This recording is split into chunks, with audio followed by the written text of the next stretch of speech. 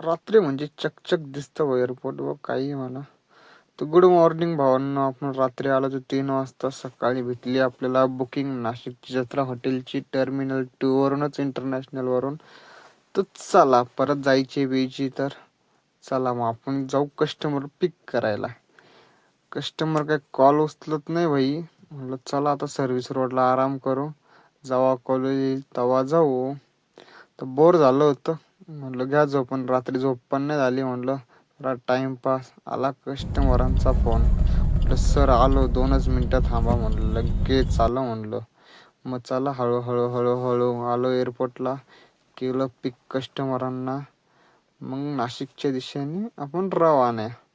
मग काय 80च्या वरती काही गाडी जात नाही, पण पळवायचा खानदानी किडा. पण काय जाऊ द्या, द्या मोठी पाहिजे, जेवढी पळता आली तेवढी चालू द्या. आलो नाशिक मध्ये, म्हणजे नाशिकच्या आधीच कस्टमरचा व्हिडिओ नाही काढू शकत, कारण परवानगी लागते, नाही तर द्यावा केस टाकून. चलो बा.